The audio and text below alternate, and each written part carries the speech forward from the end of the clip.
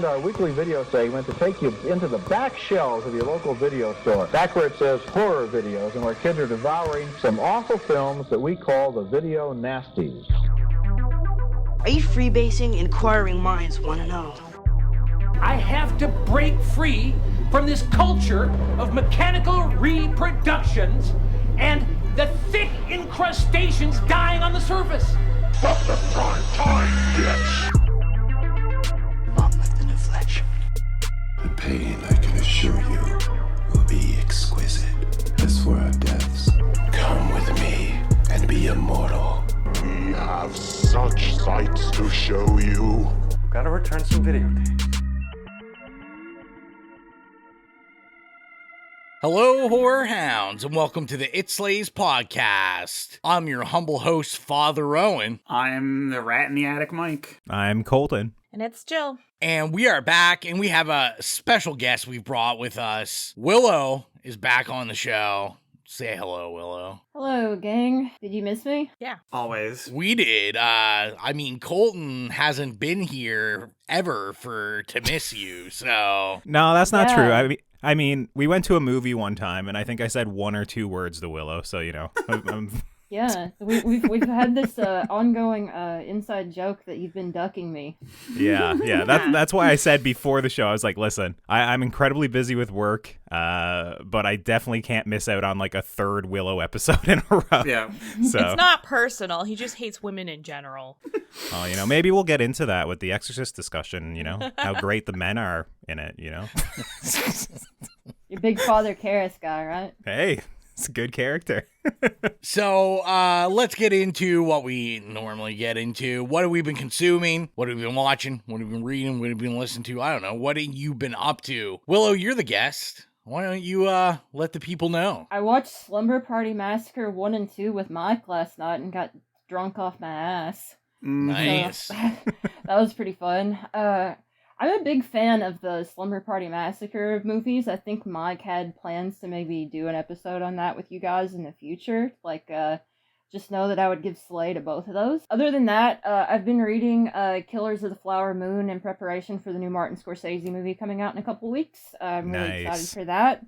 And that's a great book. I highly recommend it. If there's anyone listening to this podcast that's into like true crime, it's great on that level. I've also been watching the WNBA playoffs. The Liberty are currently playing the Aces, and I'm rooting for the Liberty. And Martin Scorsese, he's that old director, right? That hates Marvel. Yeah, and I also hate Marvel, so just so really, you're the same person.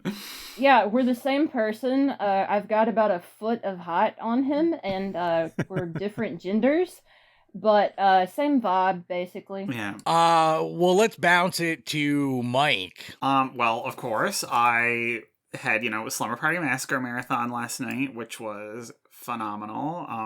4K, just want to say, for anybody who likes those movies and hasn't, researched the 4K or bought it or is thinking about it, the Scream Factory 4K. I can't even say it's a double dip. I have owned Slumber Party Massacre on every single available format, including VHS, at least once, if not twice. So it was worth the quintuple dip. It looks phenomenal. The extras are all the same as on the other ones, but they're really good extras, so it doesn't matter. I've also been in the horror realm reading a newish edition they put out of the classic vampire novel Carmilla, which is phenomenal. It's a really quick read. It's 100 and something pages. Really great, kind of lesbian goth vampire literature, which obviously everything about that is ticking the boxes. Yes. Right? Yeah. And other than that, I've just been watching the new Drag Race UK season that just started. So what about you, Colton, since it's been a million years? Million years. I was on literally the last episode, Mike. That was my pick. I know. But yeah, what have I been watching? For now, slaying. We did No One Will Save You, Saw X, Saw 10, Socks, whatever you want to call it, and The Exorcist Believer, which you can hear my thoughts on their respective episodes. I also found time to check out The Creator, which is the new sci-fi Gareth Evans movie, which overall I found to be quite underwhelming. Rowan, did you check that out afterwards? No, You asked me about it. I haven't seen it yet.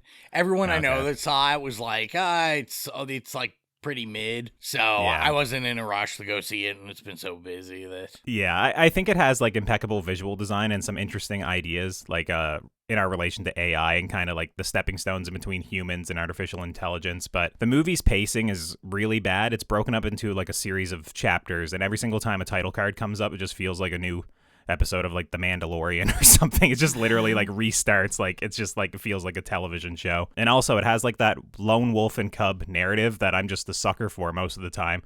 But for whatever reason on this, I just didn't care for the lone wolf or the cub. Like it was just, I don't know, it kept me at arm's length with all the characters. So just, by the time we got to the end, I didn't really care what was going on. I don't know if it's a hot take, but I just don't really find that John David Washington really has it for me. Like as a leading man, like I think he was great in Black Klansman, but everything else I've seen him in since then, it's just he doesn't really have the charisma or kind of like the stage presence to really hold a lot of these movies like that he's leading. So I kind of felt that with this as well. So yeah, it's not really something I'd really recommend rushing out to see outside of like maybe as like some visual design or something if you're an artist or something like that. But yeah, it was a little disappointing. I was looking forward to that one just because I thought it looked pretty neat, and it's like one of those like bigger budget movies, but also not like a $200 million, Marvel movie or something. So yeah, I was left a little bit disappointed. Outside of that, I watched the new VHS movie, VHS 85, which Rowan, why didn't we do that for Now Slaying? I don't really know. You know what's funny is we haven't done any of the VHSs when they come out. That's like on my list of movies for the main show. Okay, yeah, so I think that's kind of like, I think like when the last one came out too, I was like, I think I left it off because I was like, is this like almost like too good? Like this is a full episode. Yeah. Gotcha. Well, yeah, I mean, if we did, it'd probably be, this entry would be like a big fat okay from me. Obviously, like these VHS movies, like any anthology series, they kind of suffer from not all of the entries being good. So most of the time what I'm looking for is just kind of like interesting premises or, kind of like whatever you set up in the movie, like that idea is kind of like taken to its logical conclusion. It's just kind of almost like a creative exercise watching a lot of these. But for this one, I found just outside of the first segment, which I think was called No Wake, the rest of it I just kind of find to be pretty average. I know a lot of people really liked Scott Derrickson's entry, Dream Kill, which I'll admit, like, it was pretty good as well. But overall, yeah, it just wasn't like a complete package that I enjoyed. I do think Rowan will probably enjoy its aesthetic, though. Like, it very much doubles down on like the VHS aesthetic. Like, all the movies kind of look like they're from the 80s, or at least they're trying to do that. So I think it was the first one that I've noticed that like all of the movies actually fit like in a certain time period and kind of had an aesthetic that, backed up that. So that was like kind of the most interesting aspect for the movie, for me, seeing like old commercials or people like flicking through TVs, like as, they're finding the tapes to watch and stuff. But yeah, that's basically what I've been watching.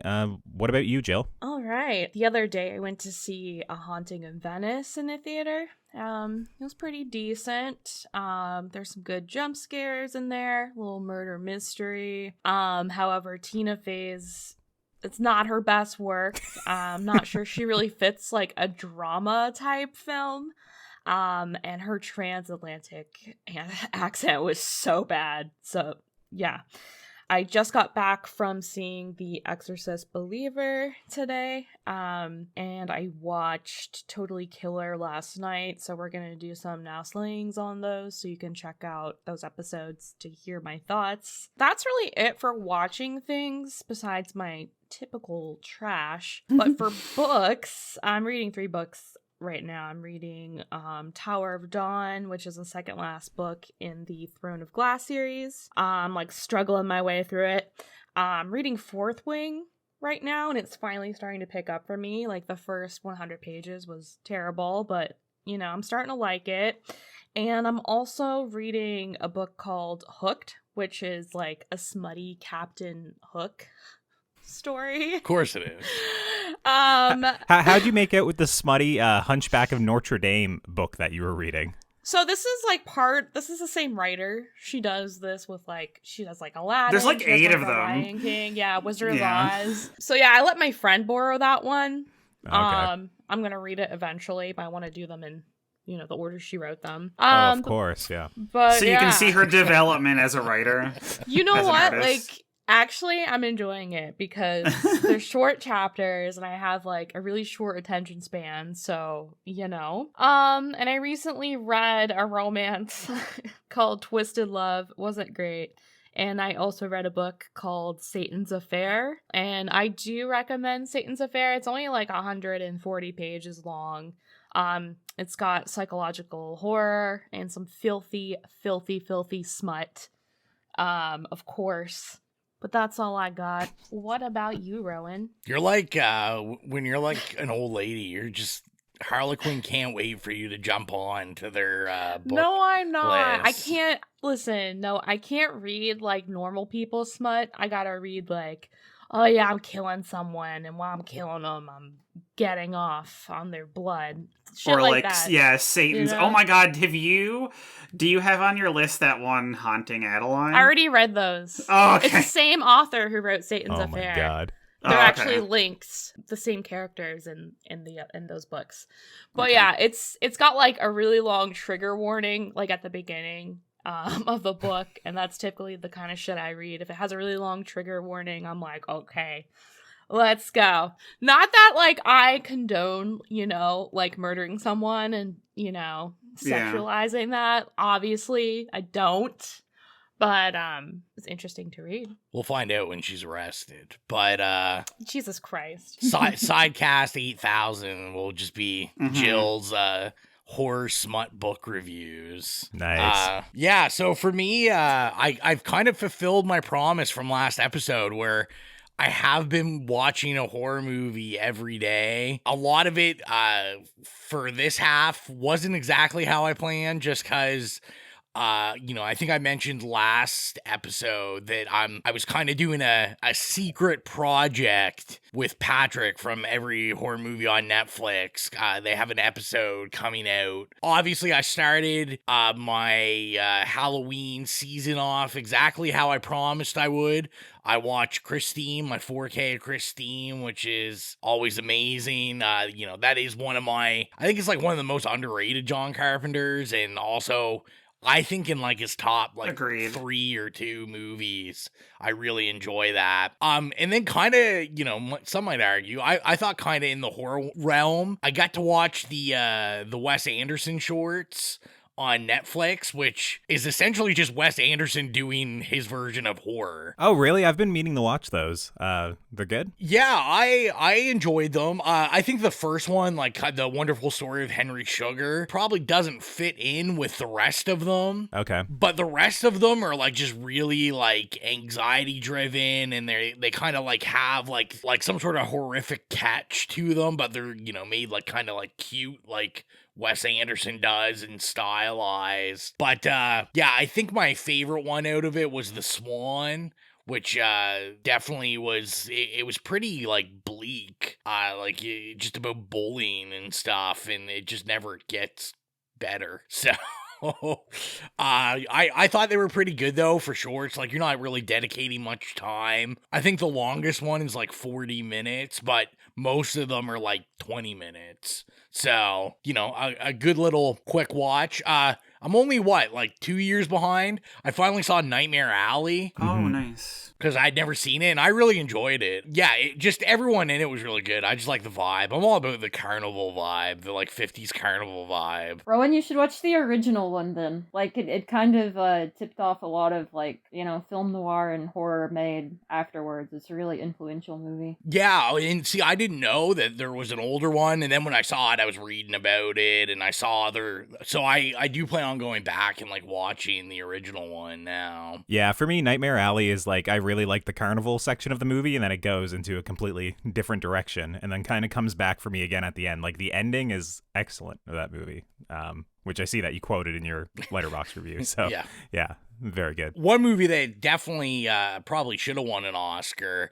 I got to check out the Shudder original Quicksand, and this was this was something. It stars a Newfoundland native, Alan Hocko. Oh, okay. He's in it, and it's pretty funny. I just thought it was funny because he kept his Newfoundland accent in it. So it's basically about a guy and his wife, and they're both doctors. They go to Mexico for a conference. They go hiking, and they get caught in quicksand. And basically, they're like in the middle of getting a divorce. So it's, I mean, what I think it's supposed to be is, you know, them dealing with, you know, their issues and also trying to save themselves. I don't think it overly worked just because, like the quicksand, it was a bad quicksand pit, man. They were in it, and the camera angles, like, you could tell the edge was right. Like, they didn't even have to lift their arm to touch ground that wasn't quicksand.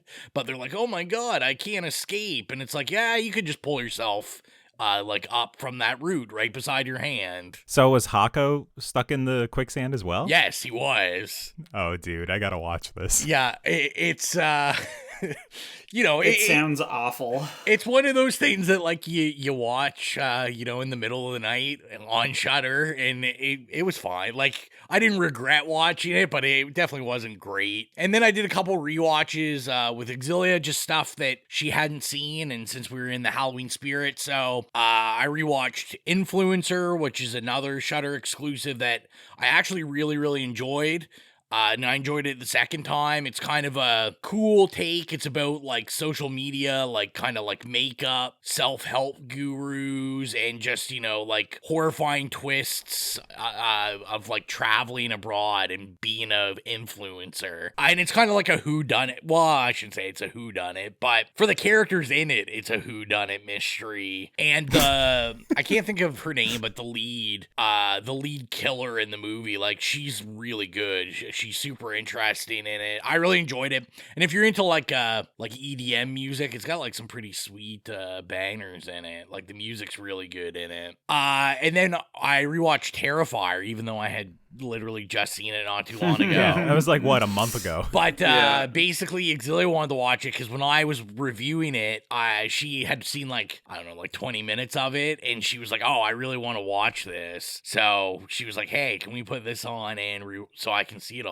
What'd she think of it? Yeah, she liked it. She really did like it. She thought it was pretty good. And then, yeah, my last two, like Jill said, we'll do an episode on it. I watched Totally Killer on Prime. And then to really get in the season, I watched It's the Great Pumpkin, Charlie Brown. I keep saying at some point I feel like a mini episode or something on that. Like, what better, like, Halloween vibes than Charlie Brown Halloween? That is a good point, yeah. You could just do, like, a whole episode on, like, short Halloween things, like do Haunted Mass from Goosebumps, you know, things of that sort. Garfield. We all grew up with. Yeah. I've never seen a Halloween Garfield, which is weird because Christmas Garfield gets played in my house every Christmas. It's really good. Yeah, that would be a fun idea. Well, good idea, Willow. We'll have to think about that for next year.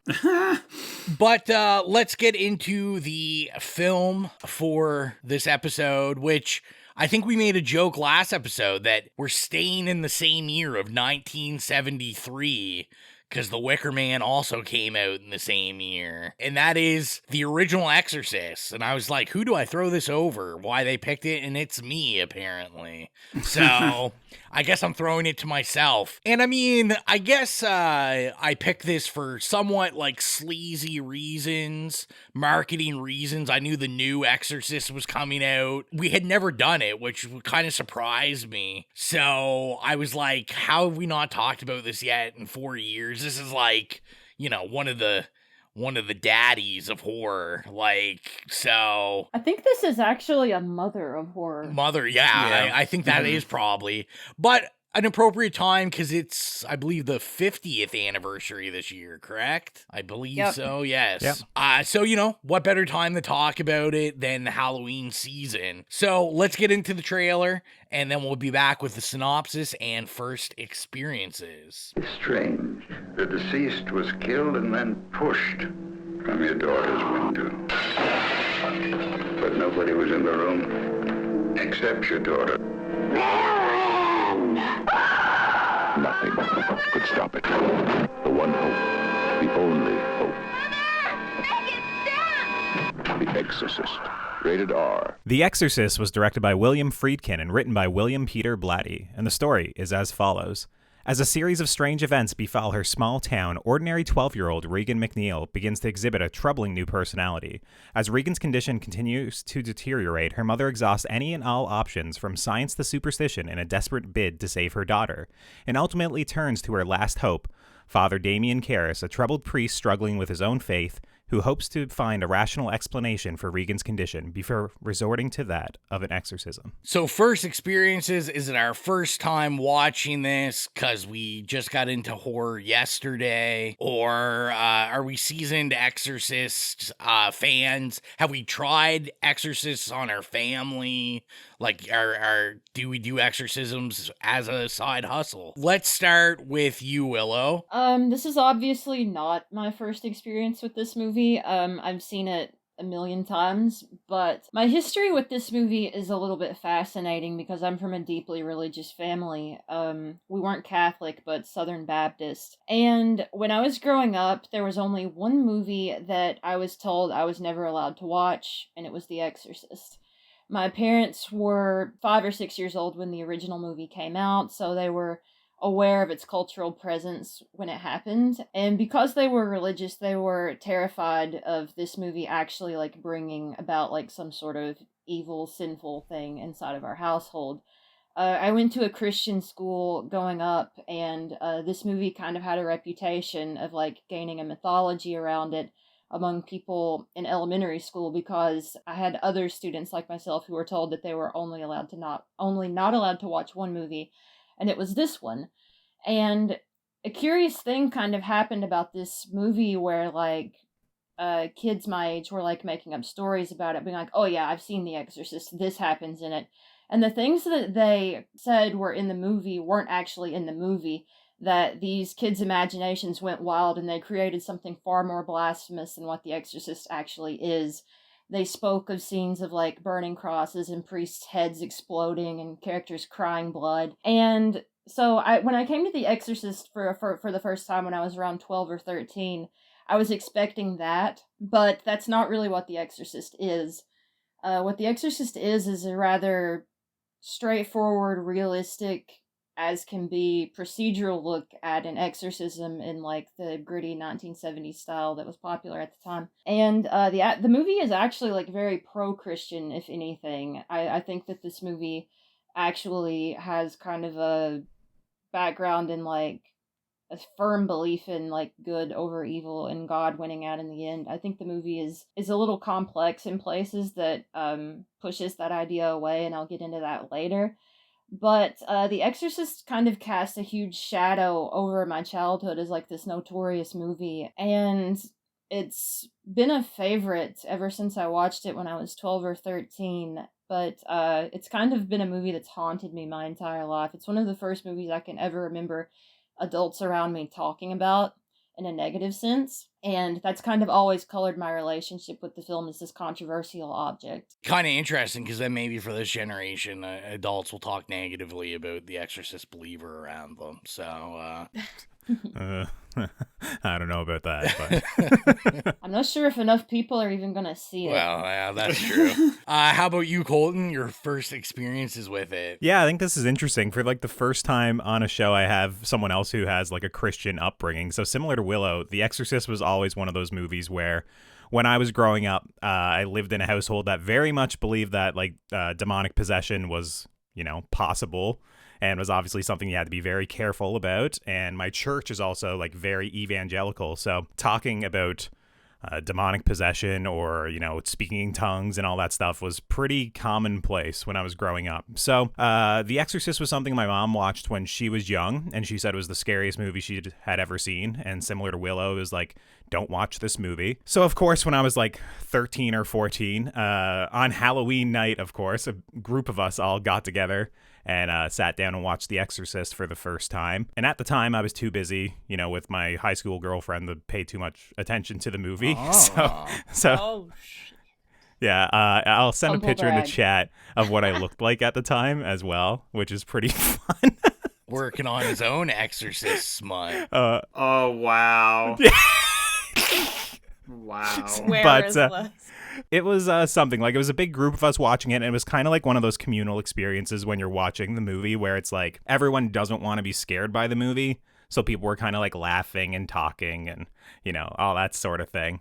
So it wasn't really the right experience to watch it. Jill just finally found the picture, which I'll probably put in like the Patreon post or something. But yeah, that was my first time watching it, and honestly, my second time watching it was just watching it for the show this time. So I had forgotten a lot of aspects of the movie. Like, for example, I didn't remember that Chris McNeil was like a film star. I was like, oh, I never even remembered that this had any relationship to filmmaking. So that was like an interesting in for me. But yeah, this was my second time seeing it. What about you, Jill? Yeah, I watched it at some point growing up. It was on TV like around Halloween.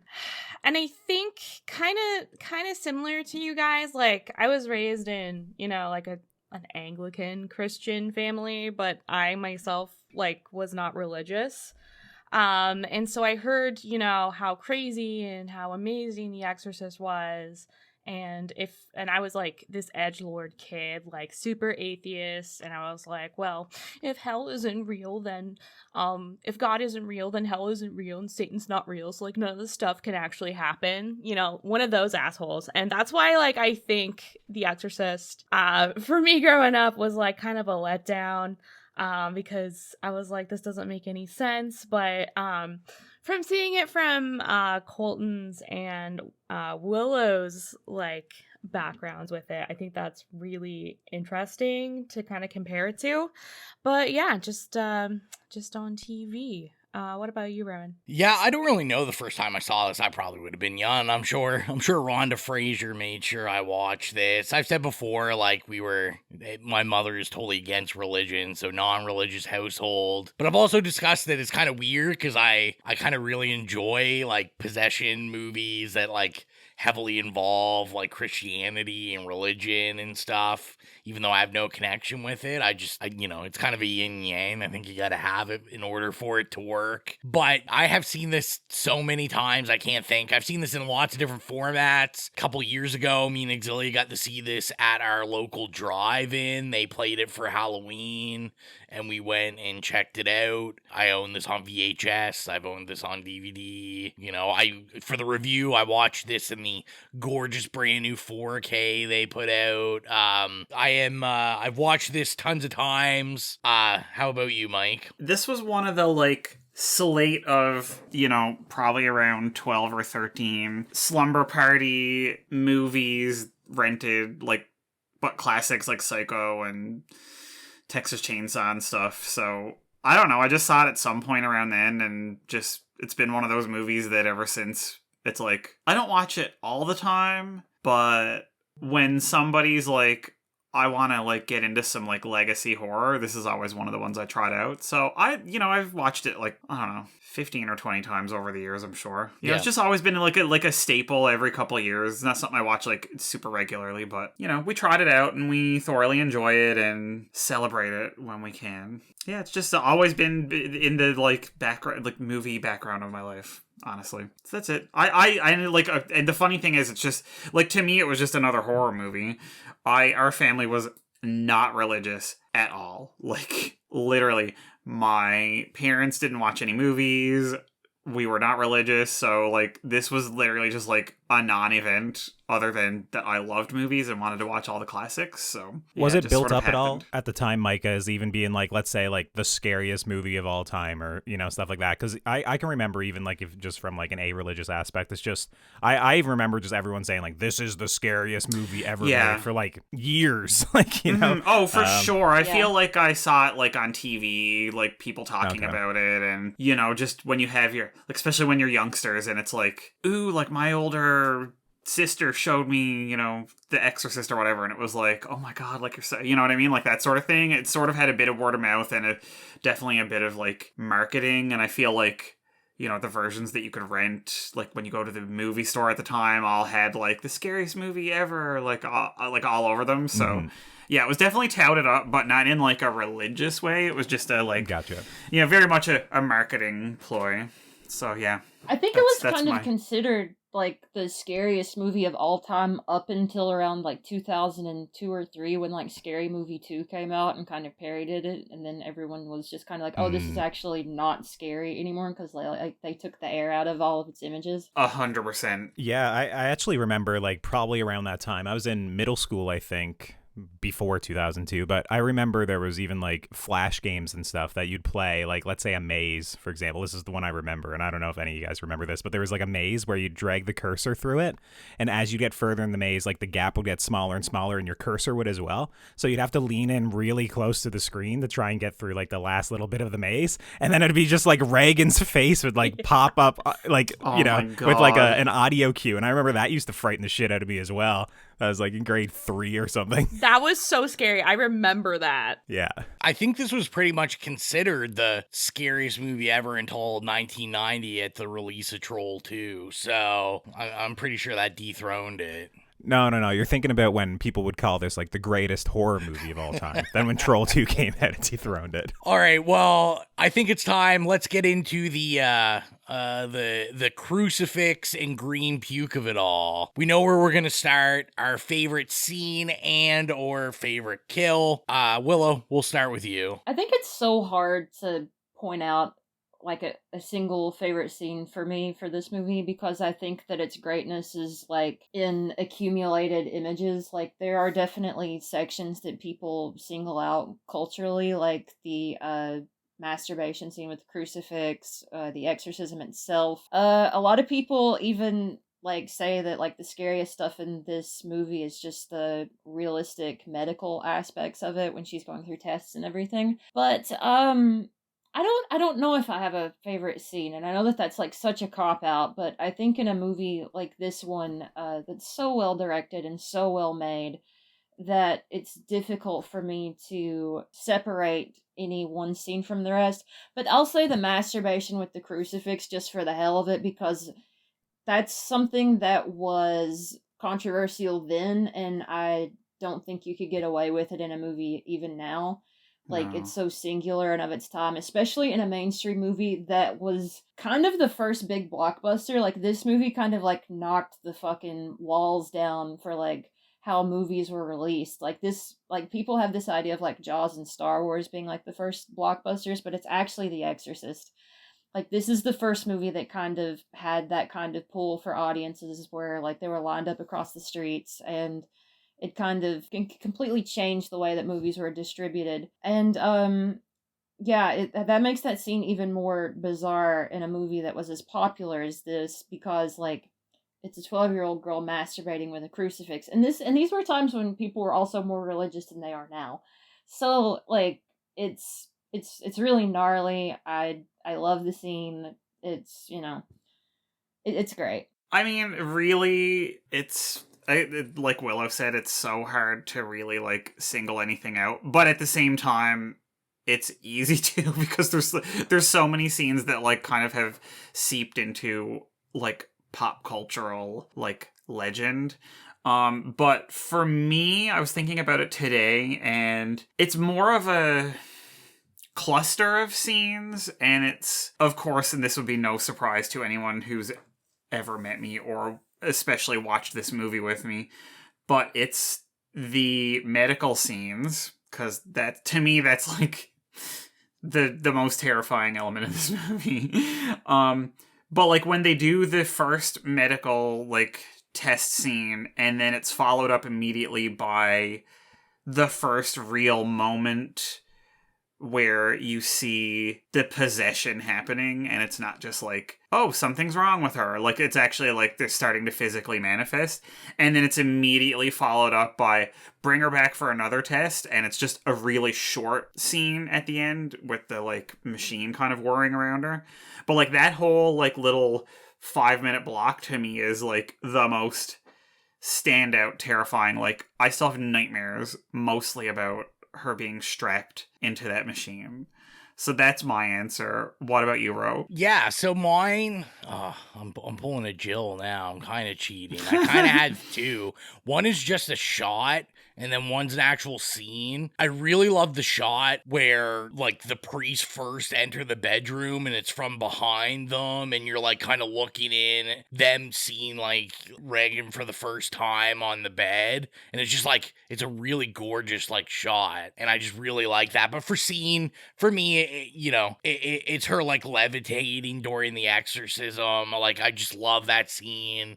It's iconic, and I just think it's shot really beautifully, and even, you know, for 1973, like, probably, you know, looks better than probably anything in the new Exorcist movie, but, like, just, I mean, in most movies in general, like, it just, a lot of the stuff still holds up in this, so it just looks really, really good.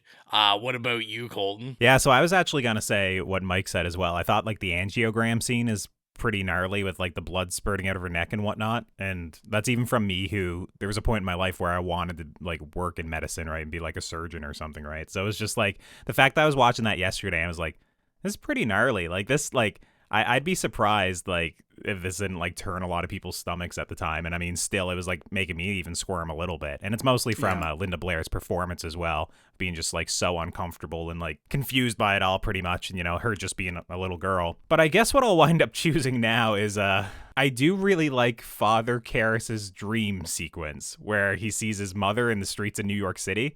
And he's kind of like rushing towards her, and like all the crowds are going past, and she's like coming up the subway and turning around and going back down, and like the quick flashes of probably like Pazuzu's face or something. Like it's just like edited a little bit more like energetically than kind of a lot of this movie, because a lot of this movie, as like Willow mentioned, it's like they're going for like realism to a certain degree.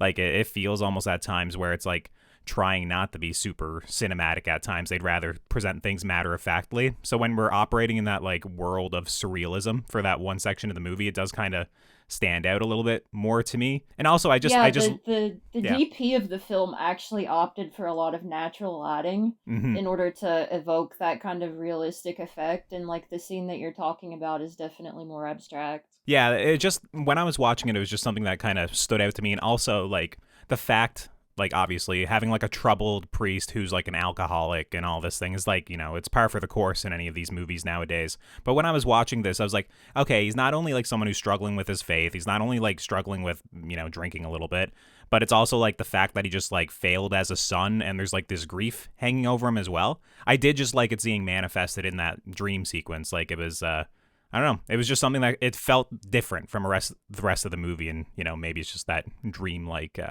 presentation of it all. But yeah, I really like that scene. Surprise, surprise, A24 boy, all about the grief. Yeah, well, I mean, yeah, I thought you were gonna say surprise, surprise, picking like the one scene in the movie where it's just the dude.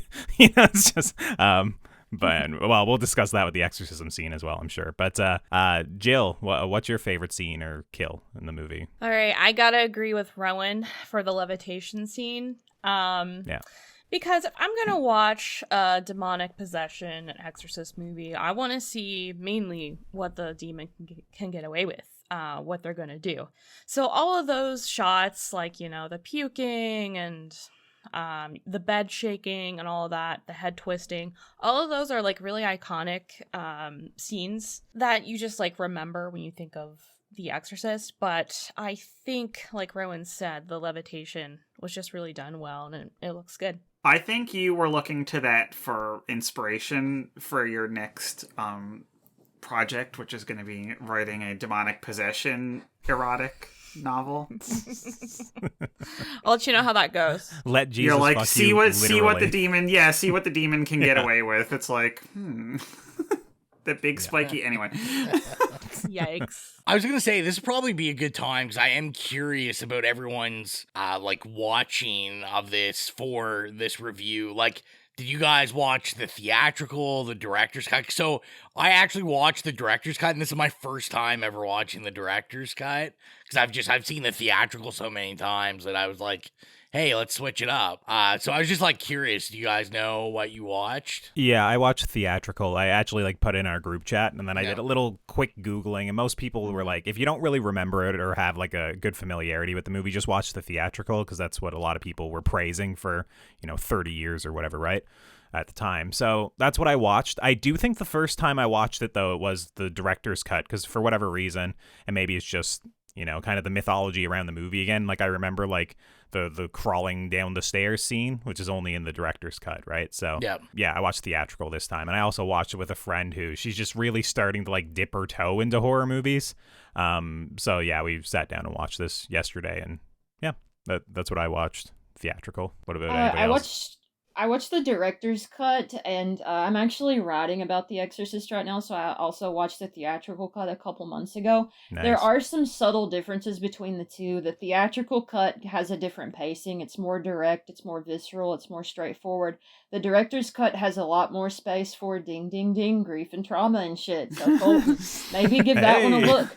The director's cut is a lonelier film than the theatrical cut. The theatrical cut is kind of like very visceral, and the director's cut is too, but there's a lot more space for Karras to like really consider all of his like inner turmoil and whatnot, and the relationship between Karras and Marin is actually expanded in the director's cut. The scenes in the actual exorcism, there's a lot more space for them to kind of discuss what exactly is happening to this girl. That is interesting to me because it kind of like dips into that whole Ingmar Bergman, Carl Dreyer aspect of The Exorcist, which is great for me because I love art house movies. And you know, like I do prefer the director's cut of this, but if you're going to watch like just the theatrical cut, like I think that's kind of like a better one to watch if you're with like a crowd of people, because it's more of a crowd pleasing affair, and the director's cut is more ruminative. It's so funny that you mentioned Bergman, because that was like my fourth note, was how Bergmanian this movie is. Mike and Jill, do you guys know what you watch? Do you know? Theatrical. Yeah, me too, actually. Because I watched it on the one streaming service I could find that had it in Canada. But I've seen the director's cut a couple of times over the years. Like, I remember when it came out and it was like a huge deal, so I feel like that's the only thing I watched for like a few years. You probably prefer the theatrical because there's less hospital in it, so... Oh, well, listen, 100%. But I do... It didn't dawn on me to, like, check out which cut I was about to watch. I just kind of, like, hit play and went. But at the end of the movie, I realized that one of my favorite scenes was not in it, so therefore it was the theatrical cut, which is, of course, the fucking spider walk down the stairs. Mm-hmm. And it's only like 5 seconds, but like that is 5 seconds that always like literally makes me shake when I see it and like scream. Have any of you seen the 1964 horror film The Demon? It's currently on Shudder. Severin released it a while back. That's actually the first movie that has the spider walk scene in it, and The Exorcist ripped it off. Oh, interesting. Okay, putting that in. Yeah, except it's not a special effect in that film. The actress that they had for the film could actually just do it. Oof. Like, she was just a great contortionist, and she just commits to it 100% and walks into a fucking church doing the spider walk. It's great. Jesus. I personally think that that movie is a better possession movie than The Exorcist is, but it's just that people haven't really seen that one so much. Yeah, no, I haven't seen it. I see your Letterboxd review and whatnot of it here, but yeah, no. It's definitely worth checking out. I was going to say, I'm kind of the opposite of what Willow said, that I think after seeing both, there's things I like about the director's cut, but I still think I like the theatrical a little better. I like the ending on the theatrical better, and maybe that's just, I don't know, my modern sensibilities, because the ending of the theatrical, to me, is like a little more depressing. Bleak. Yeah, bleak. Mm-hmm. I also, like, I don't know what your thoughts were, Willow, but, like, I found with the director's cut, like, to me, you definitely got to see the theatrical first, because with the director's cut, like, you kind of, like, it's very upfront from the get-go about, like, oh, this is what's going on with her, where, like, they tease it. I found they teased it out a bit more in the theatrical, just because they show more, like, the quick flashes of Pazuzu's face and, like, you know, like, when all that kind of stuff. Well, I just found that it was more like, okay, like, we're spoiling that it is a possession, like, this quickly into the movie. And to me, I just like that part of it. I was like, if I was seeing this for the first time, I'd rather that like wait for it. Friedkin actually doesn't like the ending to this movie. He's on record of saying that he never figured out how to end it. He doesn't like the ending in the director's cut. He doesn't like the ending in the theatrical cut. He thinks that he could never figure out how to get the demon out of this girl in a way that satisfied him, as like he's not a Christian, but he's not a non-believer either.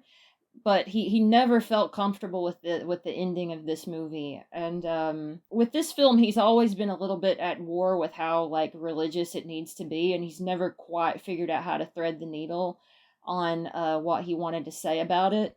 And I think that's a curious way to look at the ending. But there is kind of a teasing aspect to her possession that you mentioned that I also find interesting, because if this film got a straight remake now, like the possibilities of her having mental illness problems would be far more pronounced. Like her symptoms are not too far removed from like schizophrenia in the earliest parts of this movie, and they kind of tease that a little bit with this, but they kind of like also say at a point like, no, she's actually possessed for real. And I think that that's a make or break thing with a lot of viewers nowadays if they can get on board with it or not. Because like in the 70s, people were like, oh yeah, of course, demonic possession. But nowadays, I don't know if that religious aspect is interesting to audiences. Yeah, I think they'd play with it a lot more nowadays, where, you know, they'd probably even do something where it winds up being like, oh, she actually wasn't possessed at the end of it or something, you know.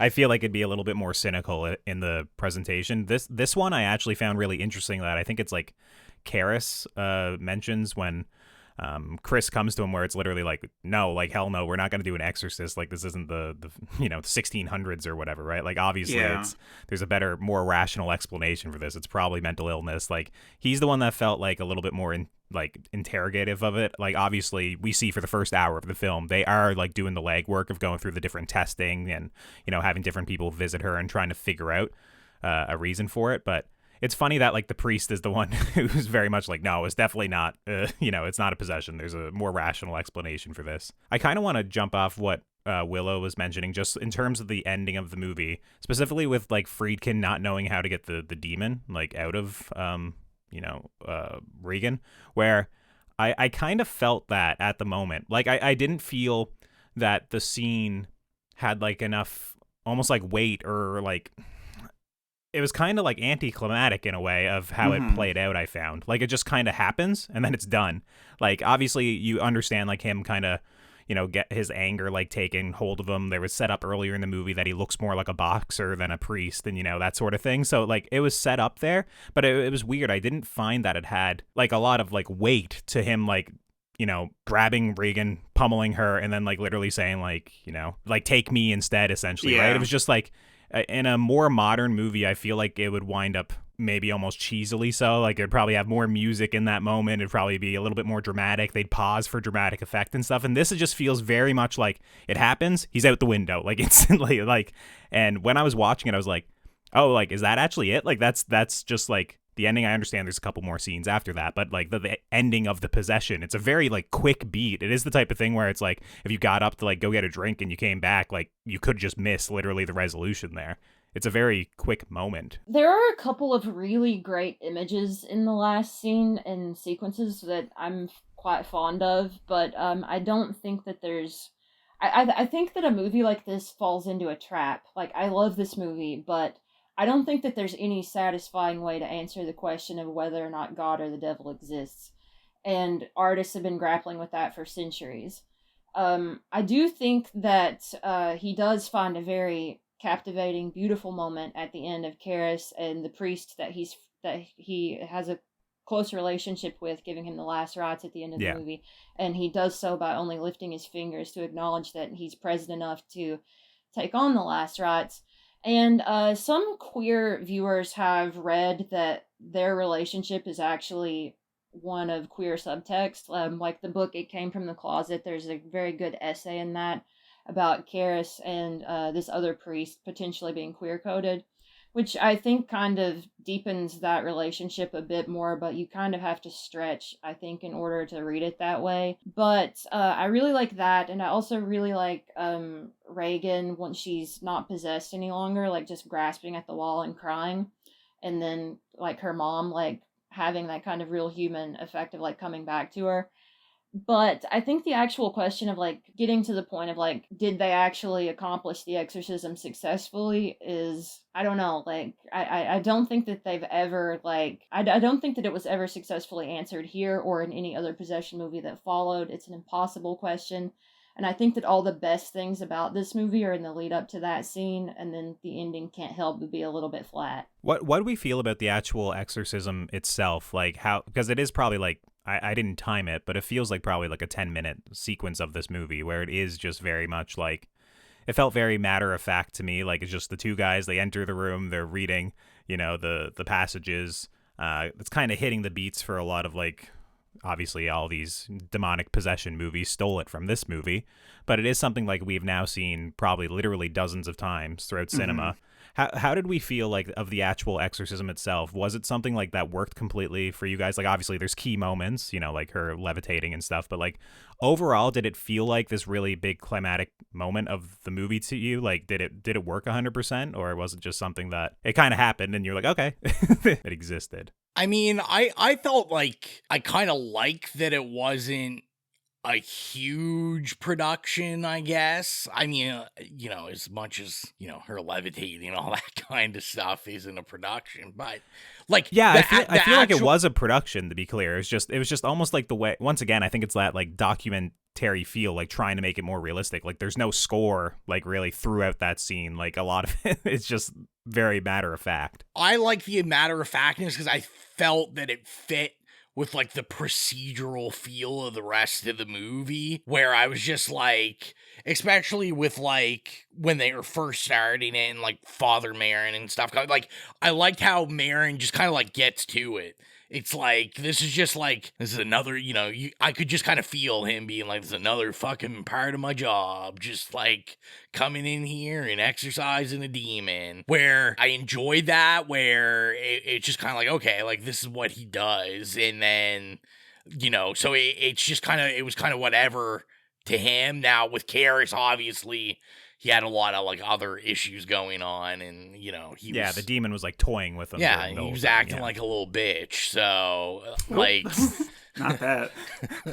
I was like, come on, man. And I mean, I guess to be funny, but not to be funny. I just find it really hard to watch Father Marin because one of my favorite movies is Strange Brew, and he's the villain in Strange Brew.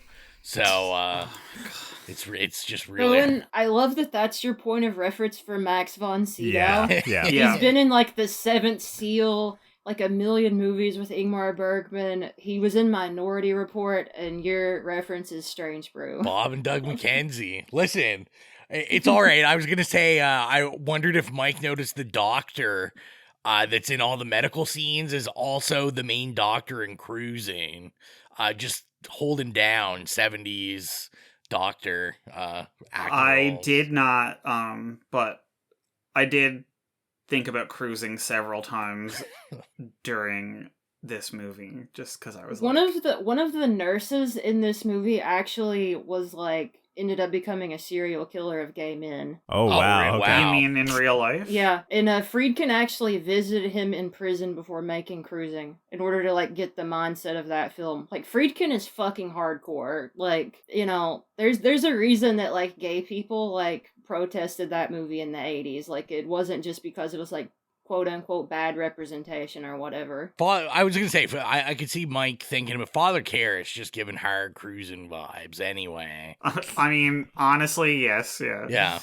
Anyway, back to Colton's question of what did just everyone back else to like think of literally, it? the exorcism. It's just like, for me, I couldn't help but just be disappointed by the actual exorcism itself, the 10-minute sequence.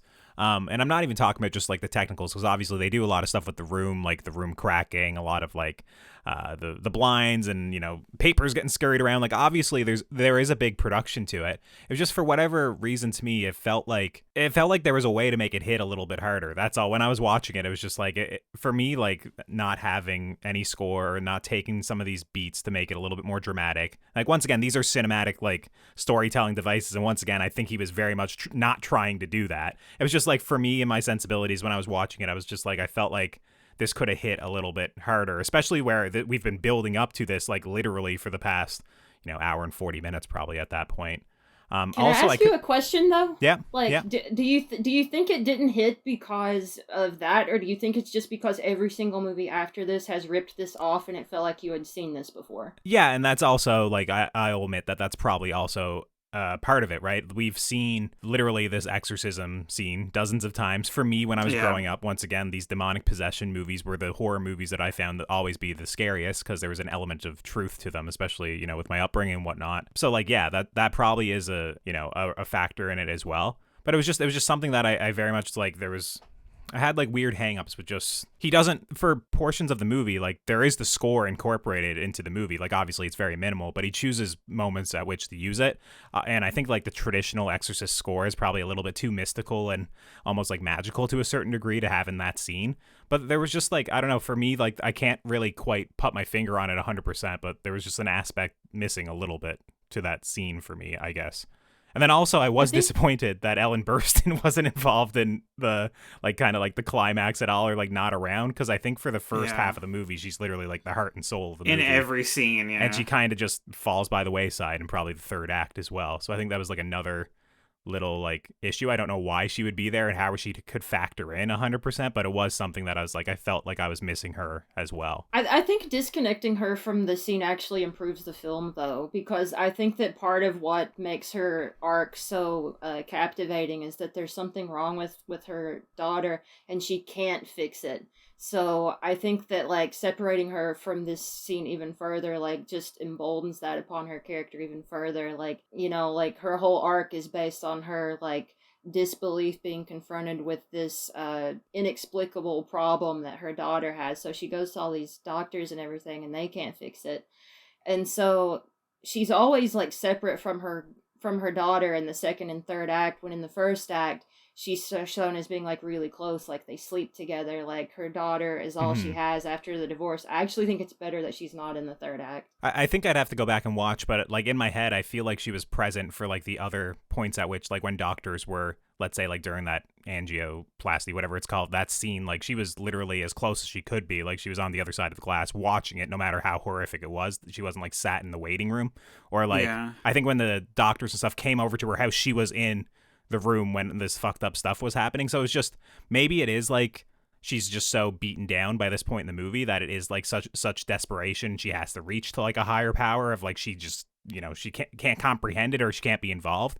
But it's just, I don't know. And I mean, what would have she done in this scene? Probably just would have screamed hysterically, which is like, do we need that in another horror movie as well? But it was just, I don't know. I can't help but say I did miss her, like, for sure, in that third act. You know, I don't know what she would have done, but it was like a presence that, you know, if it vanished, I guess. You wanted her to at least watch the men get the job done. Well, or like try and go in and then, you know, get pushed out and the door slams, or, you know, something like just something, I guess. I was looking for something there. We, last night when we were having our little slumber party massacre-a-thon, we did watch a few minutes of the 4K because I wanted to, you know, see how good it it's looked. Beautiful. Yeah. Yeah, it's stunning. That opening sequence was like, like chef's kiss. Like, I could feel it. Like, I could feel the sand and the heat and the rocks. But we'll get to that because I do want to talk about the opening. Yes, please. Okay, yeah, fair. But yeah, no, it's funny that you bring that up because we watched the opening scene and then a little bit of the exorcism scene, and we did, like, make note of the shot when they go in to do the exorcism, and there's just a really quick shot of her with this devastated look on her face and then the door slamming shut in it, and I thought that was okay. All right. Oh, and it's just, like, literally, it's look down and you miss it. But, like, when they walk in and they close the door and she's just standing in the doorway, like, with this just look on her face that you can't even describe, and then the door shuts and then they go on. So I think that kind of does lean into what you were saying a little bit, because yeah, I mean, maybe that actually is in the movie. Then it's only my second time seeing it, so maybe it was a quick beat that I missed. Oh, absolutely, it was definitely blink and you miss it. Like, we were looking for it. So I did want to get to the intro again because I really like the intro. I think the intro is interesting. I said that we saw this at the drive-in a couple of years ago, and it was the second half of a double feature of A Nightmare on Elm Street and then this. And it was really funny because it was packed and it was like all, teenagers and stuff. And I don't think they made it through the opening scene of this movie. And then you just watch them all like drive away because I'm sure they were like, what the fuck is going on here? But yeah, I want to talk about that intro. They're in northern Iran, I believe, right? North Iran. Or is it just I thought it was Iraq, but is it Iraq? Wrong. No, it was Iraq. It's Iraq. Is it Iraq? Yeah. I won't talk about Father Mirren just giving a half-assed digging job and finding his little statue while everyone else is digging really hard. That's really, sad that all those guys did the hard work and he just brushed some sand. It was like, hey, exactly what I'm looking for right here. He had God on his side, Rowan. Come on. Yeah, I guess that's true. But I was just going to say that, like, I really like this intro. I think like the sound design of it, just like all of this, especially like when he's kind of in the city and you have like just like this unease with like beeping and the motors going, and like we're seeing that his health isn't great. Like, he's sitting down, he's shaking, he's taking pills, he's drinking, but like, he's in an office, there's clocks ticking, all this kind of stuff. Like, I just thought it was a really good thing to kind of introduce like this uneasiness to the entire film. For me as well, like I think it's just a really interesting opening for a movie that most people are probably going to associate with like Catholicism or Christianity to some degree, and like the first religion that is kind of shown in the movie is actually like Islam, which for some of those viewers, especially back then, probably that would be a very scary thing to see on screen at the time. I know, like, well, I won't go there actually, but yeah, it's an interesting opening. Just it's showcasing a completely different culture and a different religion than probably what a lot of people going into this movie would have expected to see. Like, I don't think most people, if they haven't seen The Exorcist, would be like, yeah, it's probably going to begin, in the Middle East, for example, right? Friedkin actually put it there because he wanted to open the film where, like, the Bible was actually, like, conceived of and everything. He wanted it to be a destabilizing, like, opening, but he also wanted to evoke a kind of, like, this is where Christianity started. Like, that's the whole point of the opening. In Blatty's novel, this section is, like, one page, but Friedkin expanded on it greatly because he wanted to just kind of set a tone of, like, religious origin. Like, that's the entire reason he was over in Iraq. Yeah, and I mean, I think that's there, obviously, and, like, I feel like when he discovers, like, the statue and whatnot, it feels like an evil, or it feels like something that exists from another time, right? Like, he's literally, like, digging it up, right? And also that shot of him with the, kind of seeking out like the statue and trying to find it, and that huge statue of like Pazuzu and like the blistering sun, like while he's like framed on the other side. Like, damn, that's it's so pretty good. Great shot. Yeah. Like, once again, not a shot that I would expect to see in just like a, an exorcism movie. Like The Nun isn't going to have that shot. Like The Nun is all going to be set, The Nun like, 3 will, maybe. We'll possibly, yeah, maybe. We'll see. I actually had a question with my friend after this movie because we were talking about, like, specifically how did Reagan get possessed? Like, once again, obviously, she was consorting with the Ouija board, talking to, is it Captain Howdy, I think is the name. Yeah. Which, like, obviously great name. Yeah, and like obviously in most, once again, like modern movies, you'd see like Reagan probably use it a couple of times. You'd see the planchette moving around and like more of a discussion, but this movie kind of just implies it. Like, it happens the one time and then that's it. And outside of that, it's more so just like this, almost like this pervading like sense of evil, I guess, throughout the town, or at least like the occult, because like you have like the statue in the church being defaced. You have like a conversation about how like, oh, they think someone broke in there and did some sort of ancient ritual and stuff, right? It's like, obviously, I guess the answer winds up being like, oh, it was probably the Ouija board, but I think the movie's also just trying to like have this sense of evil, or this demonic presence through the town anyways. Like, there's a bunch of like little things that are mentioned offhand that are like, oh, I could probably point to that, I guess. Yeah, it's like there's something growing there. Yeah. Or maybe she got possessed because Chris just a terror to all customer service people on the phone. I could only oh my god, I was like dealing with her on the phone. As someone who was an operator on the phone for like 3 years, I was like, literally, if somebody spoke to me like that, I'd be like, well, good luck with that, and I would have hung up on them. Oh, it's so bad. Yeah. Yeah. What if it was Ellen Burstyn, though? Would you allow her to talk to you like that? Oh, Ellen Burstyn can yell at me all day long. Like, please, mommy. I was gonna say, I also kind of didn't feel bad this watch because the scene where she has like all the doctors together and she talks about like, we've been through 88 doctors, you all say the same thing, and then all I kept thinking about, I'm like, well, they're in America, so they're paying for all these doctors. I'm like, this is what happens, man. She's rich. I mean, she's a film star. The devil eats the rich. Doesn't That's help. what's going on here. So 88 doctors. Willow, with you watching the movie, like, was that ever any interest to you in terms of like, how did Reagan get possessed? This is just obviously just a tribute to the Ouija board, or, you know, is there something else that we're missing here? I think that it's kind of an inexplicable thing. Like, that's the whole root of it, I think, is like, how could this possibly happen to this innocent little girl? Mm-hmm. Like, that's the whole, like, crux of it. But I think if you want to get, like, really, like, analytical about it, it's just like, she's a lonely little girl. She's not shown having any friends. She's isolated because her parents are fucking divorced. And she goes looking for it in a Ouija board. She finds it in this Captain Howdy figure that's talking to her, and she opens herself up to possession. Like, if you really want to get, like, direct about it, that's what the film is. But I think that, like, it works a bit better if it's just, like, random. Do we think maybe Pazuzu showed up a little early and the Ron Reagan got possessed? Oh my god. Jail. Ronald lucked out, man. He lucked out. No, I think if you look at the 1980s, Reagan actually was possessed by a demon for that entire decade. I was going to ask Pazuzu, like, do they actually explicitly say the name of the demon, like, in this movie, like, theatrical cut? Because, I mean, I'm watching this on a sound bar. It's not like surround sound, you know. There's a lot of audio design on the go. They never mentioned the demon by name. Okay. Yeah, because obviously in pop culture, like, now everyone kind of knows that name. And also, like, people just, like, researching the statue and all that stuff. But it was something I was like, I couldn't remember if it was, like, mentioned at all, like, in the movie itself, or maybe it was in the director's cut or something. Interesting. Okay. Yeah, I feel like the only time they ever, like, kind of name anything is Captain Howdy at the beginning, and then, like, when she says, like, I'm the devil. Yeah, okay. Like, explicitly, yeah.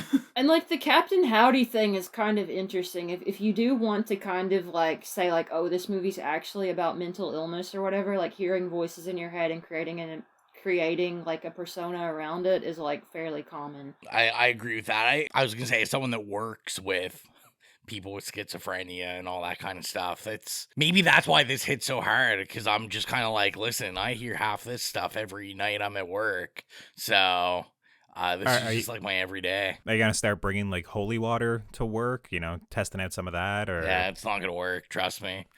They'll just try to drink it or something. It burns. I was gonna say, the two main notes I had left on this one was, I don't know if it was late. I made sure to watch this, like, in the dark late. I kind of was getting, like, parallels. I mean, this movie came out, we're talking about, like, the Vietnam War and stuff. And, like, I was kind of thinking about, like, you know, especially the scene I said I really love, like, these two priests, like, entering her room, just kind of like two soldiers at war. And, like, I just thought there was, like, some interesting parallels with war in Vietnam, you know, Father Merrin being, like, kind of the seasoned, you know, like, almost soldier that's, like, gone through this kind of stuff. You know, Karis, maybe not, like, full-heartedly believing in this war, but kind of also being forced to participate in it. I just wondered if anyone else got any of that, or if I was just, you know, it was 4 a.m. and but that's good. Vibing. Did you just read, like, the Wikipedia or something? Because I think that's in there, isn't it? I actually did. I was very disappointed in myself. I didn't read anything about this because I was running late. Oh, okay. So. American movies from the 1970s are so influenced by Vietnam because it was on television every single night. Like, that's one reason why they stopped making musicals and shit in Hollywood at the end of the 60s. Movies started getting more violent. the censorship just completely fell away because everyone was just seeing everything on television. Like, the 1970s in American cinema is, like, really violent in comparison to basically everything else. And it's because Vietnam was broadcast every night. It was the first war on TV. Like, so I don't think that your reading is wrong. I think Friedkin and a lot of other directors were certainly influenced by what was just, like, hanging around in the air. Because Vietnam is still ongoing in 73, and when the film was in production, I think in 72. Yeah, I think Stephen King called this, I'm reading it here now, a social horror film if there ever was one, and he very much, basically said Vietnam War is what he sees in this movie as well. Oh, sweet. Like all the youth. King also thinks that this movie is influenced by, like, the shock of American audiences seeing, like, perfect, beautiful, supposed to be innocent white girls, like, committing murder with, like, the Charles Manson family. Yeah. This film is a reflection of that. Now, Stephen King did a lot of cocaine, but, like, that's not... Of course, yeah. I was gonna say this was the cocaine years. Yeah, I mean, I could see that, though, as well. I mean, he's doing a lot of coke, but, I love that you have to preface any time you talk about Stephen King. You're like, well, he also did a lot of cocaine. So, You've got to go through the eras. There's the cocaine era. There's the car accident era. Like... What I'll say, Rowan, is no, I didn't get that as I was watching it. Just I wasn't really thinking about the movie like on a deeper like thematic level. But when I was reading like through the Wikipedia, I was like, oh yeah, of course, like that's an obvious parallel that you can compare it to. Yeah, I know my last main note, which we haven't really talked about. I just had written down, like, does Linda Blair give the ultimate child performance in this? We haven't really said much about her in this film, but I thought she was fantastic in this. I can't really think how much better you could get like a kid actor. Oh yeah, it's a super committed performance, and it's also like a go for broke performance. It's one of those like without kind of like the world of the movie setting it up, like people could very much just pull like a clip from this and like try and like make fun of it and stuff, like which a lot of those really like over the top, very large performances that a lot of us remember. You can easily do that with, but once again, the reason the performance is so great is because it exists inside the movie, and that's what was directed. That's what they were going for. But yeah, I think it's an absolutely excellent performance as well. Oh, I was gonna say I do kind of wish that I could have heard what her actual like voice would have sounded like, because I can do it for you if you want me to. I was literally talking about this last night. There's actually a couple of clips of her like without Mercedes McCambridge's voice overdubbed on top of her, and she's like, "It's a wonderful day for an exorcism." Like, oh, really? It's totally like okay. It's like that. But what's great about her performance though is it's so physical. Like, she commits to it 100% physically. It doesn't really matter to me that they overdubbed her voice. Like, it's totally fine. Like, the movie works irregardless of that. Like, it wouldn't work if she was still speaking in her regular speaking voice. Yeah, no. I was just curious as of what it sounded like, I guess, because I read once again that, and obviously when you're watching the movie, it's overdubbed. Everybody, everybody knows that it's dubbed. Yeah. But I was just curious, like, what was her performance? Because her physicality and like her performance to me was so good that I was curious to hear like if she had a really good vocal performance as well, or if it was just something they pitch shifted, or obviously they used another actress for it. I was just curious to see like the rest of her performance felt so good and so like kind of like pitch perfect that I was curious to see what her vocal performance was. That's all. My favorite aspect of her performance is as actually like not even part of the exorcism, but it's like the final scene in the movie. Like, a lot of people read the final scene as her being like totally cured or whatever, but I think that if you actually look at the reactions on her face in that scene, that's not exactly true. Like, I tweeted about it a while back. I posted some screen caps in the lead up to this, but there's like these really complex sort of like emotions on Linda Blair's face where she goes through many different sort of reactions to seeing the priest. When she sees him, there's a level of gratitude there, but like at the very end of the shot, she looks kind of concerned, like, oh, can this happen again? Like, her mom says, like, she doesn't remember anything, but Linda Blair's face tells a different story in that final scene. It's really fascinating. And it's not called upon, it's this really subtle element. It's kind of similar to, like, the end of John Ford's The Searchers, where, like, John Wayne, like, rescues, like, the little girl and everything who had been, like, kidnapped by, like, Native Americans or whatever. And, like, I'm not going to get into, like, the weeds of that film, but like, she has grown up her entire life with Native Americans and is comfortable around them, and like that film plays the final note as like this kind of triumphant moment, but if you actually look at the actress's face, she's really terrified to be placed back with white people again, with her own relatives. Like, she's used to this own thing. Like, so, like, this child performance from Linda Blair, she's saying something really complex in that final scene that I really love. I do think it's one of the best child performances ever captured on film. Yeah, 100%. I think one thing we haven't mentioned that I just really like the help in this movie, I guess, like the characters. Like, I don't know. I'm scrolling up. Is it Sharon, I guess?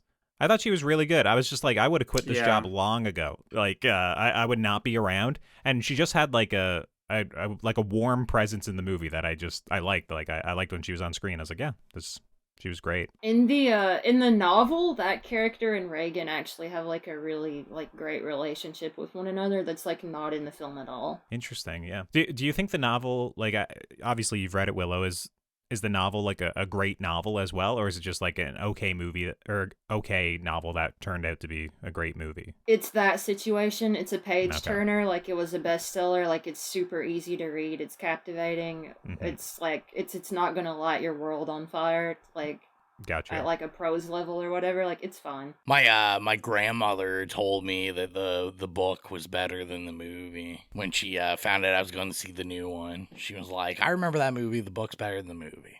I was like, oh, okay. She's like, I read it in 1970. Yeah, exactly. I have a perfect memory for it. Well, we'll land the plane on The Exorcist and get into rating this. If you are new to the program, our rating system is nay, okay, yay, or slay. Willow, you are the special guest. What would you rate 1973's The Exorcist? I'm gonna give it a slay with the caveat that I think religion is stupid. Mood. Like, as someone who has like been persecuted by religious figures my entire life, I can't help but be like, fuck this movie a little bit, but like, I also love it. I guess it's like a Stockholm Syndrome thing for me. Yeah, that's understandable. My dad actually thinks I'm possessed. Like, when I came out as trans, like, that was the first thing he said. He was like, oh, you're possessed by a demon. He still believes this to this day. Oh. Oof. Oh no! I was gonna say I don't know if telling him that his mother sucks cocks in hell would be a good response, but you can just tell him you're his cunting daughter. That's a turn of phrase, by the way, that is. That's the quote of the episode right there. Like, yeah. Like, Jill didn't talk a lot in this, but she had the best line in this episode. Yeah. She was saving it up. Jill was just like winding up the whole episode. How about you, Colton? Yeah, funny enough, I thought I was going to be the hater, but I guess we'll wait to see what Jill has to say. I think for me, the movie overall just, I guess it's built up in my head, and you know, about being like the greatest horror movie of all time or the scariest movie of all time, which obviously isn't always fair to go in with those sorts of expectations for the movie. It's just the first time I watched it, I wasn't paying that much attention to it, and I was watching it with a group of people that were semi-making fun of it and stuff. So I was really looking forward to kind of sitting down and basically giving it my undivided attention yesterday afternoon. And it was just the only word that I found at the end of it, I just found it a little bit anticlimactic. And that's like, once again, it's just, I understand Friedkin like chose to go that way because he wanted the horror to be more resonant and feel more real. It was something like, I thought like a lot of like the minimalist score, I was like, man, this score is so iconic and it's only used once in the movie. And once again, it wouldn't fit for the scenes at which I find that they're anticlimactic, but it was just, it was something I noticed that it was very, very minimal. And I think just like opting for the documentary feel or a more realistic feel was just something that there were certain moments in the movie where I was like, you could have pushed it a little bit further to feel a little bit more cinematic, or cinematic's a bad word, a little bit more dramatic, I guess, because the movie's still very cinematic. And that's kind of the thing. Like, by the end of the movie, I was expecting, I guess, a little bit more. Despite that, like, I do think, like, obviously this movie earns the title of being, like, you know, iconic for a certain reason. Like, it literally is like the text for like that demonic possession, you know, subgenre. There was aspects of the movie that I didn't expect to like. Like, I really liked Karis. I really liked Ellen Bernstein as the mother. I really, like, I thought once they kind of connected, like, from then on out, like, the movie felt electric for, like, a sequence of, like, 30 minutes as they were trying to figure out, like, basically put it through its paces, and he didn't want to just default to doing an exorcism. I thought that was excellent. I really enjoyed that. But overall, it's just I can't help but say I'm the slightest bit disappointed overall. So I think I'd just, that's a long-winded way of saying I'd give it a yay. I wouldn't go with a slay. It's one of those that, obviously everyone's like, you're reviewing The Exorcist. Obviously, you're all going to give it a slay. And, like when we reviewed like The Shining or The Thing or something like that, like this is a similar movie in like the horror canon. But for me, I think I would give it a yay. What about you, Mike? I think it's kind of funny that this is called like the greatest horror movie of all time, but I don't even think it's the best horror movie from 1973. Like the Texas Chainsaw Massacre came out in 1973. Oh, thank you, Willow. We can agree on that as well. And William Friedkin also thinks that the Texas Chainsaw Massacre is better than The Exorcist. On the new Texas Chainsaw Massacre 4K, there's a conversation with William Friedkin, and he's like, no, this is actually the best horror movie from 73. Sick. So direct all your hate mail to William Friedkin, I guess, and you can't, he's dead. I know, that's what I'm saying. Mike, what would you give it? I am going to give it a slay. I know, groan, cringe, predictable, but it's one of those movies that I don't think it's perfect or anything. And again, yes, I for example, also think Texas Chainsaw Massacre is a better movie. But whenever I go between viewings of it, I'm always worried that it's one of those that, in my mind, I remember like 4 or 5 of the big kind of like canonical sequences, and I'm like afraid that it's gonna lag. And I'm always surprised when I'm watching it and it doesn't lag and drag. And so I think I really like the pacing of it, and I just honestly every time I watch it I do get like moments where I do like have heightened emotions. Like the exorcism is so well done, all the scenes, even the ones that are like kind of cheesy now in a way because they've been parodied so much, like the head turning, like I still like get thrilled by it, honestly, and I still find those medical sequences to be absolutely terrifying. So the fact that I've been watching it since I was like a preteen and it still kind of has any impact on me at all, to me, gets a slay. What about you, Ro? Yeah, so I came into this as one of those people that I'm like, I was cracking my knuckles, getting ready to open the It Slays letterbox, saying, well, time to add another one to the unanimous slay section. Yeah, like this is a slay for me. And it probably wouldn't have been when I first saw it, but the more I see it, the more I really like it, the more I kind of think about it. This is one of those movies that I've seen enough too that, it kind of like me, pulling out of the ether, Stephen King's thoughts about Vietnam. Like, this is one that as I watch it, I've seen it so much that I can kind of like sit back and almost like not even really watch it, but like really try to like look at deeper context and stuff because I know the beats of it. But yeah, I just think as a movie, like especially the theatrical cut of this, I really like it. I think it slaps pretty well. I like the pace. It is like a little drawn out, but to me, like a good possession movie is, because it needs that kind of build up. And I think when the payoff does come for like the quote unquote horror, I think like this, out of all demonic possession movies, probably other than the Pope's Exorcist, really pays off. Yeah, I mean, if they had fat Russell Crowe, then I'd be into it. Oh my god. Well, imagine if Max von Sydow rolled up on a Vespa. How much stronger that scene would have been, the iconic scene of him hopping out of the cab, but it's a Vespa. There you go. And then he just took a swig of rum and just started cursing. Yeah, then it'd be a pasta slay. I'd have to make a new category. But yeah, I'm gonna give this a slay. I really, really enjoy this. Jill, how about you? And you said slay, all right past you. All right, let's get to plug the socials. Yeah. Go ahead, Jill. You guys are funny. Yeah, I have no nostalgia for this movie since, like, I didn't really care for it the first time I watched it. It seems that I still feel the same about it upon rewatching it as an adult. I respect it for being a classic, for what it inspired, but it just falls flat for me. I'm bored. It's like borderline, it depresses me. I don't know what it is.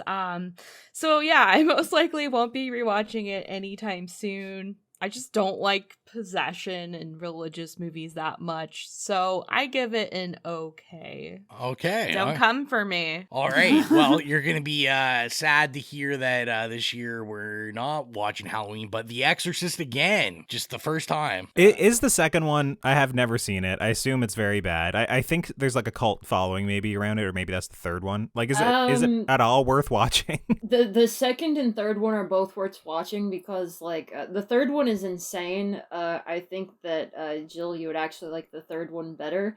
Because it's completely off the rails serial killer drama shit. It's not really an Exorcist movie. Like, Brad Dourif goes completely insane in it. Like, he voices Chucky, if you remember. Yeah. But that one's great. And the second one is directed by John Boorman. It has a reputation as being one of the worst movies of all time. But John Boorman is secretly awesome, and I'll go to bat for that movie. Is Reagan possessed in the second one again? I'm just curious, like, you know, you're reading on the ending and whatnot. Like, does she wind up getting possessed again? I think it's a fool's errand to try and connect any sort of chronology with these movies. All right. Gotcha. Okay.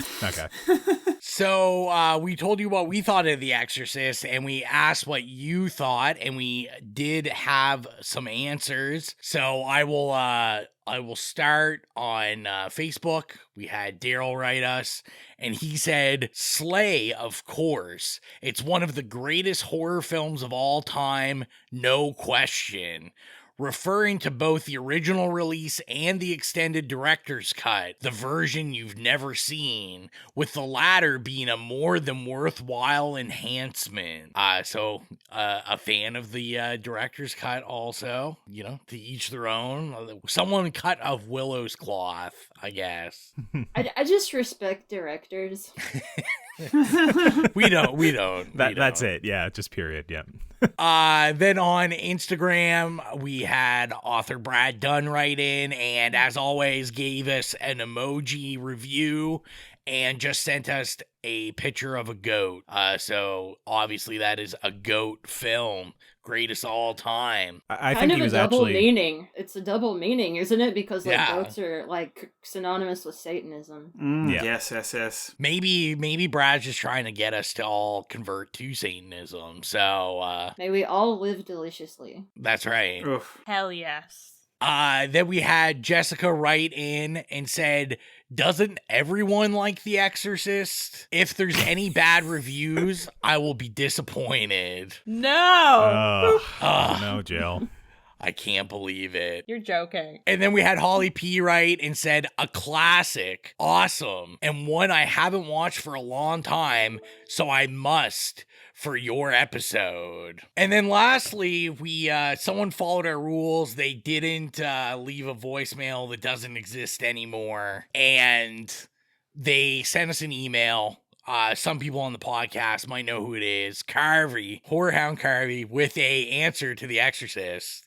He didn't like solve the issue of exorcism. I was gonna say what? Wait. And said, I think it's one of the best horror films. It plays on your beliefs in God or the devil. If you're not a believer in either, it leaves you thinking about good and evil, how ugly things can get in the world, and the ugly things in general in the world. Believe or not to believe will depend on the individual and the belief systems they practice or not practice.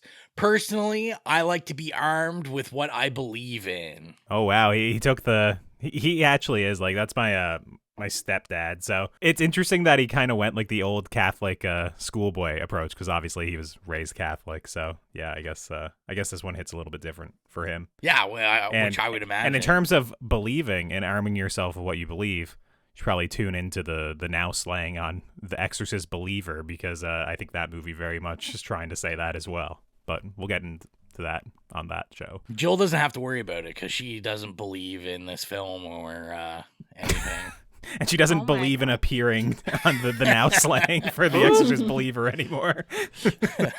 So, we do have a horrific hotline from Nicholas, as always. I'm going to say up front, Nicholas, I haven't read your master's thesis you sent me. I do plan on doing it. I got a little spare time now that I'm on vacation, so I can read it.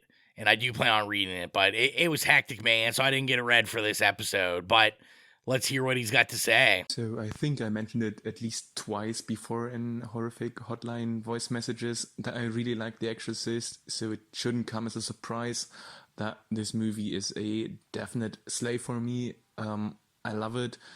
I even wrote my thesis on, well, the novel, not the book actually, but this is just one of those great horror movies for me. I'd even say that The Exorcist is for me what The Shining is to so many other people. I can see why some people might think it's a bit overrated or a bit too old right now, but I just love it. I think it has a great storyline, and I really love the main players or the main characters of the movie, and they are portrayed fantastically by their respective actresses and actors. And once the possession really starts to kick in the second half of the movie, and especially during the final exorcism, I do truly believe that Regan or Pazuzu or, well, the possessed girl does look really scary, and the effects are just brilliant. Then you got Tubular Bells by Mike Oldfield as a amazing score to round all that up. Yeah. Overall, for me, just one of those perfect horror movies that I can put into the Blu-ray player every day, all the time, and just watch it without acknowledging any of the small things the movie does have that might nudge it down a bit, but for me it does not. Also, by the way, not sure if you're going to cover the rest of the series, but I do like The Exorcist 3 and the history behind that with the 2 different cuts. The other movies, well, not so much, and actually both excited and a bit scared about the new one coming out, which I'm going to see in a few days, so let's see about that. Yeah, so hopefully he doesn't hate Jill now, but or me, I guess. Probably. He's like, it's an obvious slay. But yeah, I mean, I don't think the movie's necessarily overrated. I think it does warrant its place in horror canon. It's just, to a certain degree, I guess, some of its sensibilities aren't really for me. I do think the characters are really strong, though. Like, and he mentioned that as well. Like, the main cast, like, once again, I mentioned Ellen Burstyn quite a few times. She's excellent in it, and Father Karras as well. I mean, Reagan as well, but I mean, she's possessed for, most of the movie. So in terms of characterization, there's not a lot there other than at the beginning and a little bit there at the end. I was going to say, so we did get a question in our really? question. Yeah. Oh, okay. The question, I'm really thankful, patting myself on the back for the question section that I now remember to post every time, because we usually get one now. Or this one, not so much a question, more of a statement. A prodding statement, I think, since our anniversary episode earlier this year, from Shay Rudolph. She just said, not a question, just patiently waiting for the coherence episode, which I think she has nudged many times to me, that someone needs to pick coherence. Because I think I watched it for the first time like this year, last year, and then me and her had like a huge conversation about it. It'll come someday, I promise. Yeah, that's one of those that it's been obviously ages since I've watched it. I think I watched it when it first came out. In my head, it doesn't seem like a straight up horror movie, I guess, but it's like like a sci-fi horror kind of thing. It's been a long time since I've seen it, but yeah, it's certainly not the normal pick. That'd be like a Mike pick, Yeah. You're welcome. Maybe it will be. Maybe it will. There you go. I can be bribed. Listen, I'm cheap. I am a cheap bribe, let me tell you. And cheap everything else, but, And if you want to leave a voicemail, you can do so not by calling in anymore. We got rid of the actual horrific hotline, but you can just send us a message on any of our social medias at It Slays Podcast. Or if you want to send it via email, you can do so at itslayspodcast@gmail.com. And as mentioned there, if you're not following us on our socials already, you can do so at itslayspodcast. We're on Instagram, Facebook, Twitter, Slasher, Letterboxd, Threads, Blue Sky. If there's a social media, we're probably there at itslayspodcast. And if you want to support the show, like our horror hounds Holly, Nicholas, Patrick, Mark, Stephen, Joy, and Carvey, gain access to the Patreon-exclusive show Stream Screams, hosted by Jill, and get episodes of this here main show 48 hours early, be sure to head on over to patreon.com/itslayspodcast and choose whatever tier works best for you. Now, Rowan, go ahead and plug the playlist. It's spooky season. It is spooky season, so go to Spotify to the It Slays Podcast Horrific playlist. If you have any problems finding it, you can go to any of the social media that Colton just mentioned, and there's a Linktree link in the bio. Click on it. It'll take you right there. We upload scores or licensed music from iconic horror movies, movies we reviewed, or just horror movies we love. And also, before we get into the upcoming episode, I want to leave a little space. Willow, why don't you tell the people what you got going on in your life? I know you got a book coming out. You've promoted a couple times on here, but remind people where they can get it, what it is, and where to find you. I have a book coming out next year called Corpses, Fools, and Monsters, an examination of the trans film image in cinema. It's co-written with a fellow critic by the name of Caden Mark Gardner. It's kind of the first of its kind, I believe, where we've traced the entire history of transgender representation in cinema in a book about film criticism. So I've got that, and I also write film criticism consistently at Patreon, and I have a steady freelancing gig writing about film for Polygon. So check me out at any of those places, and if Twitter is still around by the time you hear this, I'm also on Twitter at the username at Willow_Catelyn. So that's everything. So all that is left is to announce our next episode, and our next episode is our final episode of the October season. This shouldn't be a surprise to anyone if you're a strict follower of the It Slays podcast. It's another Halloween movie. Michael's got to get his revenge, so it is Halloween 5, and we, of course, will be visited by OG cast member Exilia for that, because why not torture her by making her watch every Halloween sequel there possibly is? So get Halloween 5 into your ear holes for next episode. And as always, thank you for all the support. I think that is everything. I am Rowan. Bye, it's Mike. It's Colton. Bye. See ya. See you later. We're going to expand our weekly video segment to take you into the back shelves of your local video store. Back where it says horror videos and where kids are devouring some awful films that we call the video nasties. Are you freebasing? Inquiring minds want to know. I have to break free from this culture of mechanical reproductions and the thick incrustations dying on the surface. But the prime time gets. Mom with the new fletch. The pain, I can assure you, will be exquisite. As for our deaths, come with me and be immortal. We have such sights to show you. Gotta return some videotapes.